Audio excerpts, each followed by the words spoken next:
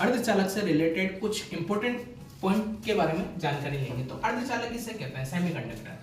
जिन पदार्थों में चालकता चालक व कुचालक के बीच में होती है उसे अपन अर्धचालक कहते हैं। इन पदार्थों की बाहरी कक्षा में जो मुक्त इलेक्ट्रॉन की संख्या होती है वो हमेशा कितनी होती है? 4 होती है। अब बैंड के अनुसार देखते हैं कि वैलेंस बैंड और कंडक्शन बैंड में जो एनर्जी गैप का मान होता है वो कितना होता है? 1 इलेक्ट्रॉन वोल्ट होता है। इसमें इलेक्ट्रॉन की संख्या और होल की संख्या क्या होती है? बराबर होती है।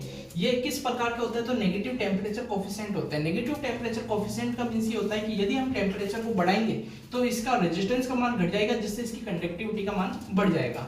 ये कितने प्रकार के होते हैं? तो अर्धचालकों को हमने 2 भागों में बांटा है, एक नेज अर्धचालक और एक हमारा इंट्रिंसिक सेमीकंडक्टर। नेज अर्धचालक या फिर शुद्ध अर्धचालक या फिर इंट्रिंसिक सेमीकंडक्टर वो होते हैं जिसमें हम किसी भी प्रकार से कोई अशुद्धि नहीं होती, वो बिल्कुल प्योर शुद्ध अर्धचालक होते हैं।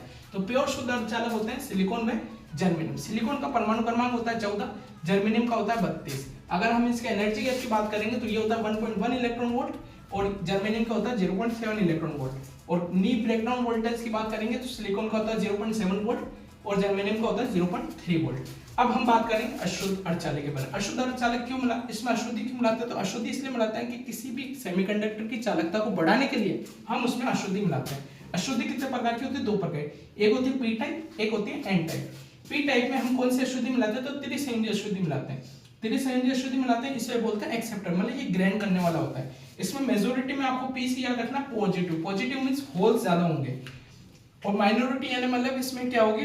अल्पसंख्यक की बात करेंगे तो इलेक्ट्रॉन क्या होंगे? अल्पसंख्यक रहेंगे। एग्जांपल क्या क्या है तो आप याद रखोगे, बोरोन, एल्यूमिनियम, गैलियम, इंडियम और थैलियम।